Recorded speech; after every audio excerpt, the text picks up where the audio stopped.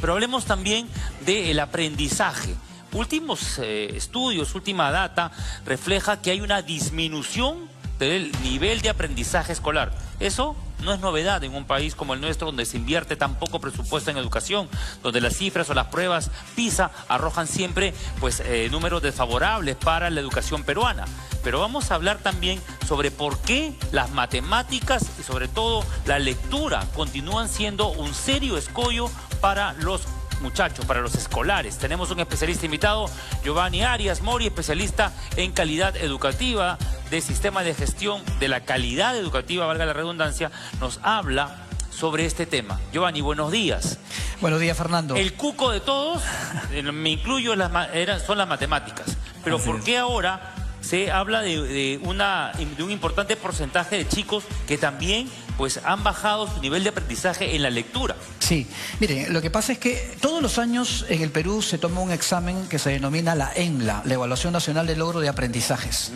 Y para que los televidentes tengan claro qué es lo que está pasando, hay unas métricas que les explico rápidamente, ¿no? Los resultados se muestran tipo semáforo. En color rojo se dice que está en inicio los aprendizajes, en ámbar está en proceso y en verde en satisfactorio. Para que tengan una idea ustedes, se ha agregado un nivel más plomo por debajo del inicio. O sea, hay ciertos estudiantes que no se ubican en el rojo, ni en el ámbar, ni en el verde, sino en el plomo, es decir, en el subsuelo. Ahí tenemos un problema. Si bien es cierto, el Ministerio de Educación ha dicho que estos resultados son alentadores porque se mantiene estable con respecto al año anterior, pero hagamos una revisión desde el año 2015. Desde el 2015 hasta la fecha, los resultados han venido en picada.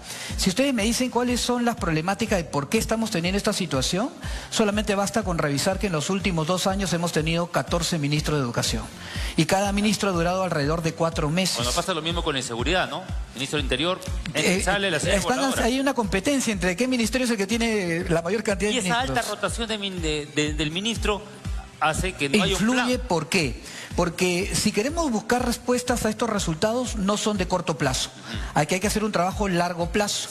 ¿Por qué? Porque las políticas educativas, para hacer un cambio, primero hay que entender que el ADN de esta situación es el maestro.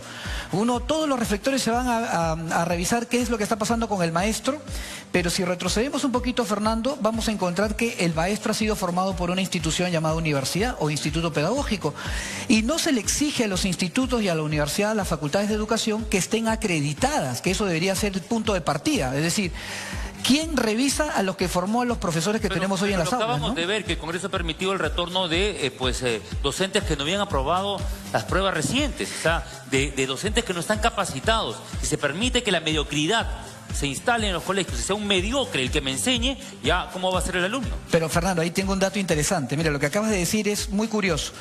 Todos hemos estado muy preocupados porque un grupo de maestros pasaron sin dar examen a la carrera pública magisterial. Ese examen de la carrera pública magisterial es el que determina quién está aprobado y desaprobado en función de ciertas competencias para que sea nombrado por el Estado. Pero ¿qué ocurre con los que desaprueban ese examen? El tema es que el Ministerio de Educación contrata a todos los desaprobados para que sigan brindando clases en la escuela. Sí, claro. Vale decir, entonces, los que desaprobaron el examen están en las aulas rindiendo dando clases a los estudiantes. El alumno jalado, el que está en rojo. Exacto, ¿no? Él es el que está dando las clases. Es el que está empoderado detrás de un pupitre. Así es. Ahora, de las 3 regiones, Fernando, es preocupante la región de la selva. En Loreto, de todos los estudiantes evaluados, solo el 2% puede resolver problemas matemáticos. ¿Solo el 2%? Solo el 2%. Y en esta métrica que te explicaba hace un momento de rojo, ámbar y verde, la región de la selva es la que tiene la mayor cantidad acumulada en el sector plomo, es decir, previo al inicio. Mira, acá tenemos el dato que acabas de comentar. Región de la selva está comprometida con el logro de los aprendizajes. Por ejemplo, en Loreto, solo el 2% de los escolares de secundaria ha podido resolver los problemas matemáticos. Eso en la selva, y eso es por factores demográficos, por la geografía agreste, lo difícil que es llegar a comunidades muy alejadas, ribereñas, que tienen un río como principal frontera. Eso es un punto, pero también porque no hay impacto o no hay trabajo o estrategia del Minedu en ese punto del país? Así es. Ahora, lo que pasa es que ¿cómo se dan los datos? Miren, hace poco el ministro Quero mencionaba de un ranking y decía, felicitamos a la región sur porque han salido los, digamos, los mejores porcentajes de aprobados, ¿no? En primer lugar está Tacna, luego sigue Moquegua y finalmente Arequipa. Y eso es plausible, pero hay que tener cuidado de cómo motivamos a las regiones. Y te doy un ejemplo.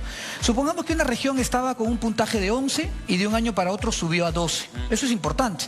Pero supongamos que otra región estaba en 7 y aumentó a 11. Yo te pregunto, ¿cuál de las dos mejoró más? ¿Esa que estaba en 7 en el subsuelo que logró avanzar 4 puntos hasta 11 o esta que estuvo en 11 y aumentó solo un punto a 12? Entonces, ¿cómo motivamos a las regiones? Hay que hacer un análisis dependiendo de la línea base de cada región. ¿Dónde estamos y qué queremos lograr, no? Logros, por ejemplo, de aprendizaje en matemáticas, cuarto grado de primaria. Así es. En el 2015 el 22,6%, imagino que logró las competencias. Así es. En el 2016... sube a 25, en el 2019 sube a 34, la pandemia me imagino, y de ahí no se ha podido recuperar la cifra, estamos en 22,5%, porque ahora los alumnos son evaluados por competencias. En mis tiempos era pues azul o rojo. Claro, ahora el curso de matemáticas tiene por sí varias competencias que el alumno tiene que alcanzar en cada bimestre o semestre. Claro, hay que entender que el problema de la educación es un problema ahorita estructural, ¿no? O sea, sí, miren, claro, el currículo nacional que nosotros tenemos, cuando un estudiante sale de la secundaria, tiene una sola ruta, o entra a la universidad o está complicada su vida, porque todo lo que nos enseñan en la universidad está orientado para que uno pueda entrar a la universidad, pero no es la única alternativa, ¿no? Por supuesto. Eso está claro. Está clarísimo, porque ¿dónde quedan las carreras técnicas? ¿Dónde quedan también los institutos o las escuelas? Fernando, ¿cuándo fue la última vez que tú utilizaste una ecuación cuadrática? ¿Me entiendes? O sea, esa pregunta me la dicen mis hijas todos los días. ¿Qué tengo que ver? ¿Por qué tengo que ver estas raíces exponenciales? ¿Por qué tengo que romperme el cerebro entendiendo una física, leyes de la física, que si mi orientación es hacia las letras? Exacto. Entender que la escuela no es un centro preuniversitario. Es decir, la escuela no prepara solo para la universidad. La escuela prepara para la vida. Y el rol del docente hoy día ha cambiado. El rol del docente no es un dador de contenidos, porque hoy en día un estudiante, mi hijo de 16 años me dice, cuando no entiende algo de matemáticas, se mete a YouTube y puede ver hasta 5 profesores que le pueden enseñar contenidos. El tema es que el maestro hoy tiene un rol para formar en valores, ser un líder que forme tipo coach, que desarrolle habilidades socioemocionales en los estudiantes, ¿no? Eso es importante. ¿Por qué ha cambiado la forma también de cómo abordar las matemáticas? Vamos a las matemáticas, que es el curso más duro de muchos chicos. Seguramente usted en casa tiene uno que está estudiando y no entiende. Ya las fórmulas que se nos impartieron a nosotros en mi generación no aplican a lo de estos chicos. Ahora pues tienen otro sistema. ¿Qué sistema se está usando actualmente? Claro, lo que pasa sumar, es que restar, multiplicar o dividir. Hay un tema. Aquí asiático. Partamos de que algunos padres de familia exigen, por ejemplo, desde el inicial, que el estudiante salga del inicial leyendo y escribiendo. Y ahí tenemos un problema. Todo a su tiempo. Entonces, en el nivel de inicial tiene que desarrollar otro tipo de habilidades que le permitan a él más adelante poder desarrollar estas habilidades matemáticas y de comprensión lectora, ¿no? En el caso de las matemáticas se pide que se utilice material concreto para desarrollar las habilidades matemáticas. Y entonces tú a un niño de 3 años le vas a poner en la pizarra que 2 más 2 es 4, tenemos un problema. A él tiene que enseñársele con material concreto que él pueda palpar, ¿no es cierto?, ejercitar, manipular. ¿Se enseñan mal las matemáticas en un país como el nuestro? Sí, claro, definitivamente todavía ahí tenemos un déficit en cuanto a estrategias y metodologías para desarrollar estas habilidades. Y eso va ¿dónde? El problema en la capacitación del personal docente. Hoy en día capacitamos al personal docente, pero no hay un acompañamiento, no hay un control sobre esa capacitación, por eso tenemos la realidad de hoy en día, ¿no? Entonces, mientras en otros países vemos que ya hay un filtro, un cernidor, que ya en la secundaria va diciendo, estos chicos van para las letras, estos chicos son para las artes, estos chicos son muy de ciencias. ¿Por qué en el Perú todavía no se ha implantado eso? Te doy respuesta a eso, a que como tenemos tantos ministros que cambian cada 4 meses, no hay una política estable, continua. Mira el ejemplo de los países asiáticos, Fernando. En 1850 tú buscabas en el mapa Corea y no lo encontrabas, Japón tampoco. Implementaron políticas educativas de 50, 60 años y hoy son los países que son primera potencia mundial. Nosotros tenemos todas las condiciones para ser un país de primer mundo. El problema es que no tenemos la valentía de cambiar un currículo de acuerdo a nuestras necesidades. Ese es el punto, ¿no? Y en el tema, por ejemplo, de la lectura, también, ¿no? Ya hemos visto los números. El Perú es un país que no lee. Así ¿no? es, así Cuando es. se habla de, viene la feria del libro, la gente corre, sí, pero es una minoría. Y cuando buscas también los porcentajes de cuántos libros al año puede leer un muchacho de colegio, leen el plan lector, pero a veces a regañadientes y por fuerza porque saben que tienen que leer, Claro. que hay nota ahí. Acá hay una responsabilidad compartida, Fernando. La escuela no es el único que tiene que formar al estudiante. Esto va de la mano con las familias, con los padres de familia. Justamente, vayamos a ver factores que influyen en los bajos niveles de comprensión, porque aquí en comprensión lectora hay factores. Falta de hábitos y estrategias de lectura, limitado acceso a materiales de lectura, pobreza y desnutrición infantil, falta de bibliotecas escolares y poca capacitación docente. De todos estos, ¿cuál es el más complejo, el que es más difícil de Mira, entender? definitivamente hoy en día las escuelas carecen de bibliotecas, por ejemplo, ¿no? Si bien es cierto, muchas bibliotecas están virtualizadas, pero también todavía lo físico se utiliza. Carencia de bibliotecas y estrategias adecuadas. De banco de libros, por ejemplo. Así es, así es. Y como yo te decía hace un momento, la participación de los padres de familia en la formación de sus hijos. Hoy en día, para que un niño sea un niño que le agrade la lectura, eso parte desde la casa. Tiene que verlo reflejado, tiene que tener el ejemplo en casa. Papá que lee, mamá que lee, el hijo se va a convertir en un lector. ¿Ese es un 2 y 2 son 4? Así es, tal cual, ¿Sí? efectivamente. El problema ahora es que los padres de familia están más abocados, tanto papá y mamá, a trabajar y lo dejamos solos en casa y no hay ese acompañamiento. Por eso, un llamado a las escuelas para que involucren a los padres de familia a que participen en la formación de sus hijos, ¿no? Tenemos más factores, dificultades con el lenguaje, falta de apoyo familiar, uso limitado de tecnologías y currículos desactualizados. Sí. Currículos desactualizados.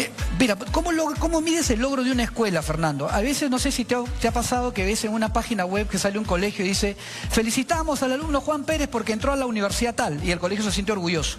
Hoy día no tenemos que sentirnos orgullosos de que un alumno entre a la universidad.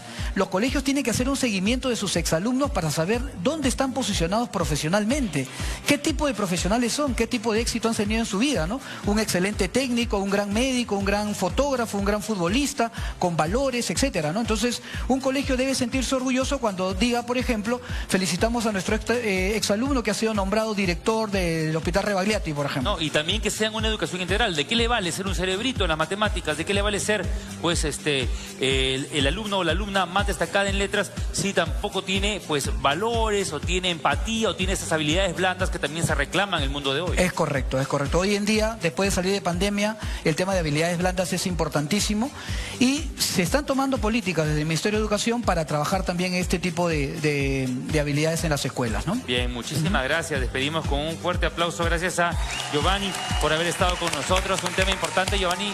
Gracias, Fernando. Gracias por Un gusto. haber venido al programa.